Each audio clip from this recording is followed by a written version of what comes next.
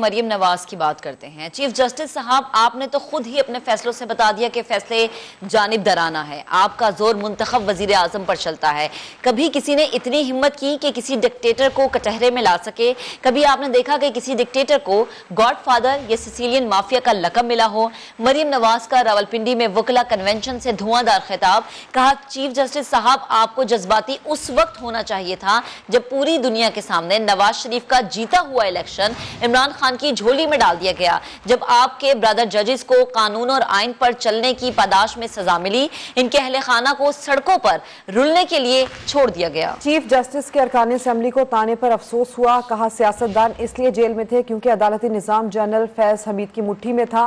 मरियम नवाज ने यह भी कहा कि इलेक्शन वक्त पर ही होंगे, वक्त से पहले नहीं होंगे।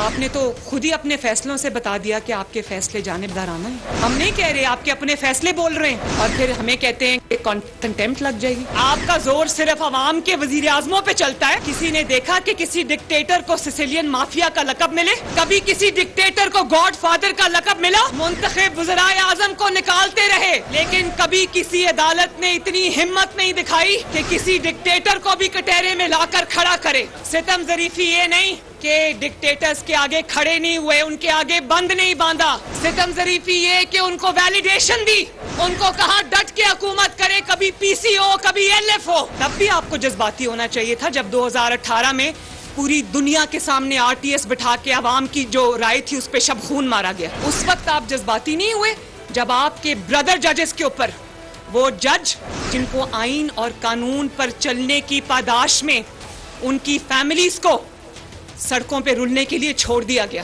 जस्टिस काजी फाइज ईसा की बात कर रही हूं मैं, और फिर जस्टिस शौकत अजीज सदीकी, जिन्होंने जनरल फैज के हाथों यरगमाल बनने से साफ इनकार कर दिया। शाबाश है कानून के ऐसे मुहाफिज के ऊपर जिसने उस वक्त के DGISI को के आगे दीवार बन के खड़ा हो गया। उसने कहा नाइंसाफी नहीं करूंगा। क्या आपने ताना दिया जब पार्लियामेंटेरियंस खड़े होकर आइन और कानून की बात कर रहे थे? वो जेलों में इसलिए थे क्योंकि आपका निजाम अदल उस वक्त जनरल फैज की मुट्ठी में था। वो जेलों में इसलिए थे कि जनरल फैज धमकाता था, डराता था जजेस को, उनकी वीडियोस दिखाता था और अपनी मनपसंद फैसले लेता था।